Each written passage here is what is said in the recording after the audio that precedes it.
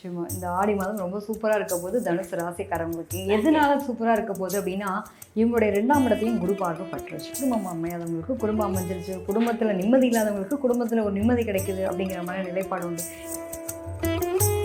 முடிஞ்ச வரைக்கும் இந்த டைம் பீரியட்ல யாரு கூடயும் வாக்குவாதம் மட்டும் வேண்டாம்.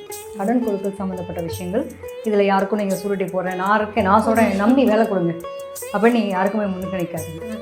அவங்க யாரோ ஒருத்தவங்க நீங்கள் முக்கியத்துவம் கொடுக்குறீங்க அப்படின்னா அவங்களால மன கஷ்டத்துக்கு ஆளாகக்கூடிய நிலை இருக்கும். இந்த ஆடி மாதத்தில் எந்த கடவுள் வழிபாடு எடுத்துக்கிட்டா சிறந்ததாக இருக்கும்? பழங்காலத்தில் இருக்கக்கூடிய சிவன் கோயிலுக்கு போயிட்டு வர்றது ரொம்ப சிறப்பு. ரொம்ப பழமையான கோயிலுங்க. பராமரிப்புக்கான செலவுகள் இருக்குல்ல, நம்மளால் உழவார பணி முடிஞ்சா பண்ணலாம். இந்த காலகட்டத்தில் உடல் அளவில் இவங்க இயங்கணும்.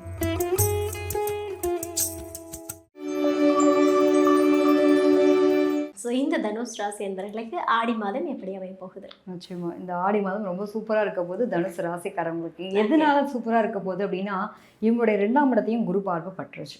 ஆல்ரெடி எப்படா வந்து குருவினுடைய பார்வைப்படாதா, குடும்பம் அமையாதவங்களுக்கு குடும்பம் அமைஞ்சிருச்சு. குடும்பத்தில் நிம்மதி இல்லாதவங்களுக்கு குடும்பத்தில் ஒரு நிம்மதி கிடைக்குது அப்படிங்கிற மாதிரி நிலைப்பாடு உண்டு. எப்பயுமே நாங்களாம் கொஞ்சம் குழப்பவாதிகளாக தான் இருப்போம். ஏன்னா என்ன காரணம் அப்படின்றப்ப, இந்த 3ஆம் இடத்துல பார்த்தீங்க அப்படின்னா ராகு இருக்கார். ஸோ இவங்களுக்கு எப்பயுமே வந்து ஒரு சிந்தனை, இப்போ ஒன்று பேசுவாங்க, பிறகு ஒன்று பேசுவாங்க, குழப்பிப்பாங்க. தனக்குத்தானே வந்து ஒரு புதர்க்கம் அப்படின்றது இவங்களுக்குள்ளே இருக்கும். ஸோ இந்த மாதிரியான நிலைப்பாடுகள் அப்படின்றது 1க்கு 2 முறை செய்கிற மாதிரி இருக்கும். எல்லாம் பேசியெல்லாம் முடிச்சிடுவாங்க, அப்புறம் பார்த்துக்கலாங்க அப்படின்ற மாதிரி விட்டுருப்பாங்க. இப்போ அதெல்லாம் வந்து 4ஆம் இடத்துல வந்து ஆல்ரெடி சனி பகவான், இவங்களுடைய 2ஆம் இடத்து அதிபதி எங்கே இருக்கார், 2, 3க்கான அதிபதி 4ல் இருக்கார். இது குருவினுடைய பார்வைப்படுறது. அப்போ சுகஸ்தானம் பலப்பட போகுதுன்னு அர்த்தம். குருவினுடைய பார்வைப்படுறதுனால மோஸ்ட் ஆஃப் நிறைய பேருக்கு நல்ல ஒரு பலமான நிலை, அதாவது குடும்பம் சார்ந்த விஷயங்களையும் சுகம் சார்ந்த விஷயங்கள். சுகம்ன்றது எது சுகம் அப்படின்னா, வண்டி வாகன போக்குவரத்து சம்மந்தமாக ஒரு சுகம் கிடைக்க போகிறது.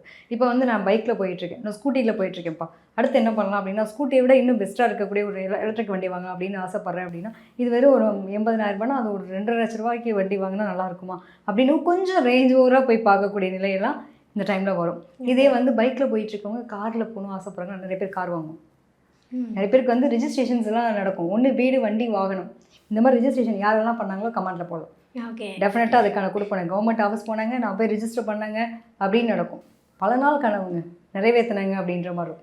ஏன்னா 4ஆம் இடத்துக்கு வந்து சனியினுடைய பல நாள் கனவு. சனின்றது பழமையான ரொம்ப நாள் ஆசைங்க. அது பார்த்தீங்க அப்படின்னா, அதுக்கப்புறம் நமக்கு செவ்வாய் அப்படிங்கிற ஒரு 12ஆம் இடத்துக்கும் அதே மாதிரி 5ஆம் இடத்துக்கு வரக்கூடிய செவ்வாய் வந்து இவங்களுக்கு எங்கே இருக்குன்னா, இவங்களுடைய 6ஆம் இடத்துக்கு வர. ஸோ 6ஆம் இடத்துக்கு வரும்போது ஏதோ ஒன்று விரயம் பண்ணும். அது என்ன மாதிரி விரயமாக இருக்கணும் அப்படின்னா, சுப விரயமாக மாற்றிடலாமே. அது எதுக்கு போய் நம்ம ஹாஸ்பிட்டலில் நிறைய பேர் டெஸ்ட் எடுப்பாங்க, பிளட் டெஸ்ட், இந்த மாதிரிலாம் விஷயங்கள் எடுக்கிற மாதிரி சூழ்நிலைகள் அமைக்கும். முடிஞ்ச வரைக்கும் இந்த டைம் பீரியடில் யாரு கூடயும் வாக்குவாதம் மட்டும் வேண்டாம்.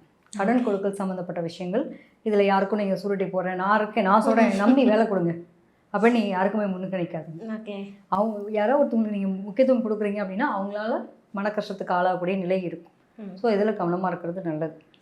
எப்பயுமே 6, 8, 12 இந்த மாதிரி இடங்களில் கிரகங்கள் இருக்கும்போது நமக்கு அது சார்ந்த தொல்லைகளை கொடுக்கும். அதை பாசிட்டிவாக மாற்றுறது அப்படின்னு ஒரு நிலை இருக்கு இல்லையா? ஸோ இவங்களை பொறுத்த வரைக்கும் பார்த்தீங்க அப்படின்னா 7ஆம் இடத்துலேயே வந்து நமக்கு ஆல்ரெடி புதன் வக்ரகதியில் இருக்கார். ஸோ புதன்றது ப்ராப்பரான கரெக்டான ஒரு பேப்பர்ஸ் எல்லாம் கையில் வச்சுட்டு வெளியில் போகணும். நிறைய பேர் வெளியில் போகிறீங்க அப்படின்னா கையில் பேப்பர் விட்டுட்டு போயிட்டேன், இதை மறந்துட்டு போயிட்டேன். எக்ஸாம் போகிற பிள்ளைங்க கூட சரி, முக்கியமாக வந்து பேப்பர் பெண்ணை கூட எடுத்துகிட்டு போகிறதுலையும் இதை விட்டுட்டு போனேன், அதை விட்டுட்டு போனேன். எத்தனை பேர்லாம் மறந்துட்டு போயிருப்பாங்க கேளுங்க. நிறைய பேருக்கு வந்து ஸ்கூல் படிக்கிற பிள்ளைங்களுக்கு கூட சரி, ஒரு இடத்துல ஸ்கூல் சேர்ந்துருப்பாங்க, திடீர்னு வந்து எனக்கு ஒரு ட்ரான்ஸ்ஃபர் கிடைக்கிற மாதிரி, அந்த இடம் இந்த கோர்ஸ் பிடிக்கல, நான் அதை வந்து வெளியில் வந்துட்டு வேறு போய் படிக்க போகிறேன். நிறைய பேருக்கு அந்த மாற்றங்கள், ஒரு பிரேக் வர்றது மாதிரியான அமைப்பு இருக்கும். ஸோ இதெல்லாம் வந்து நடக்கிறதுக்கான பிராப்தி. ஏதோ ஒரு வகையில் ரிஜிஸ்ட்ரேஷன் சம்மந்தப்பட்ட விஷயங்கள் அப்படிங்கிறதுலையும் பேப்பர் டாக்குமெண்ட் சம்மந்தப்பட்ட விஷயங்களையும் இவங்களுக்கு தேவையில்லாத தண்டம் வளருதுன்னு சொல்கிற மாதிரியான அமைப்பு இருக்குது. அதை மட்டும் பார்த்துக்கணும். அதனால தான் சுப விரயமாக மாற்றிடலாம். அதுக்கு செலவு பண்ணுறது கூட நம்ம சுப விரயமே எல்லாம். ஸோ முடிஞ்ச அளவுக்கு என்ன கவர்மெண்ட் சம்மந்தப்பட்ட விஷயத்துக்கு எதுக்கு போகிறோம் அப்படின்னா சுப விரயத்துக்கு போகிறது நல்லது. ஸோ இவங்கெல்லாம் என்ன பண்ணலாம் அப்படின்னா, இந்த மாதத்தில் யாராவது கவர்மெண்ட் ஹாஸ்பிட்டலில் யாருக்காவது ஹாஸ்பிட்டலைசேஷன்ஸில் இருக்காங்க அப்படின்னா அவங்கள போய் பார்த்துட்டு வர்றது நல்லது. உடம்பு முடியாமல் இருக்காங்க அப்படின்னா அவங்களுக்கு பார்த்துட்டு அவங்களால முடிஞ்ச ஏதாவது ஃபுட் ஏதாவது அவங்களுக்கு வாங்கி கொடுத்துட்டு, ஃப்ரூட்ஸு ஏதோ ஒன்று, ஃப்ரூட்ஸு இல்லைன்னா வந்து உங்களுக்கு ஏதாவது அவங்களுக்கான ஒரு சாப்பிட்ற பொருளாவோ அல்லது மெடிக்கல் இருக்க ஏதாவது தேவையான உதவி செஞ்சுட்டு வராங்கனாலே இவங்களுக்கு வரக்கூடிய பிரச்சனை ரெக்கவர் ஆகிறதுக்கான அமைப்பு உண்டு. சூப்பர். ஸோ தனுஷ் ராசி என்பவர்கள் இந்த ஆடி மாதத்தில் எந்த கடவுள் வழிபாடு எடுத்துக்கிட்டால் சிறந்ததாக இருக்கும்? பழங்காலத்தில் இருக்கக்கூடிய சிவன் கோயிலுக்கு போயிட்டு வர்றது ரொம்ப சிறப்பு. ரொம்ப பழமையான கோயிலுங்க. பராமரிப்புக்கான செலவுகள் இருக்குல்ல, அந்த கோயில் வந்து ஒரு பராமரிப்பு பண்ணுறாங்களே அதுக்கான முயற்சியில் இவங்களுக்கான எஃபோர்ட் ஏதாவது ஒன்று போடுறாங்க அப்படின்னா ரொம்ப நல்லது. நம்மளால் உழவார பணி முடிஞ்சா பண்ணலாம் இந்த காலகட்டத்தில். உடல் அளவில் இவங்க இயங்கணும். ஸோ அது எங்கே இயங்குறாங்கன்றது ரொம்ப முக்கியம். ஒன்று உடல் அளவில் அல்லது பொருளாதார அளவில் ஒரு அன்னதானத்துக்கு கொடுத்துட்டு வர்றது ரொம்ப விசேஷம்.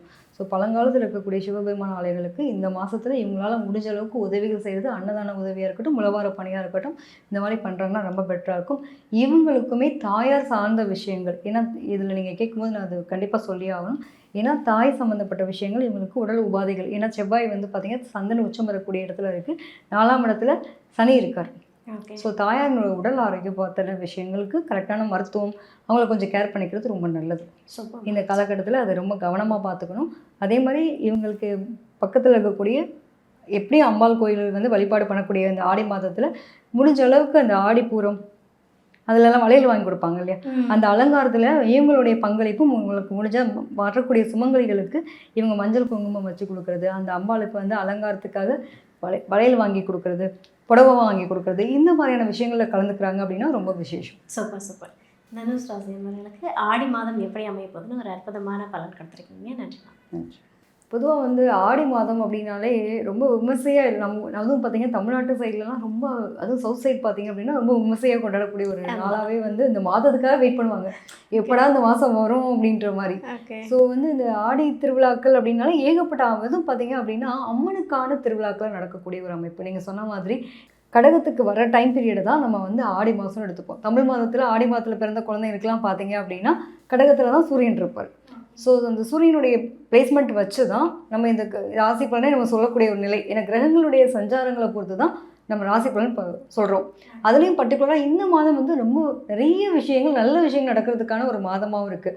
ஆடி மாதம் வந்து என்ன சொல்லுவாங்க அப்படின்னா காத்தடிக்கும் பயங்கரமாக இருக்கும் இல்லையா, நிறைய வியாதிகள் சம்மந்தப்பட்ட விஷயங்கள்லாம் குணமாகணும். உடம்புல வந்து நீர்ச்சத்து குறைபாடு வரும், நிறைய பேருக்கு உடல் உஷ்ணம்னால வரக்கூடிய தொந்தரவுகள் இருக்கும். அதுக்காக தான் நம்ம என்ன பண்ணுவோம் அப்படின்னா தாயார்கிட்ட போய் வேண்டி அம்பாள் கிட்ட எங்களுக்கு வந்து உடல் உபாதைகள் எல்லாம் இல்லாமல் நிறைய பாருங்களேன் நீர்மோர் கொடுப்பாங்க, கூழ் காய்ச்சி கொடுப்பாங்க.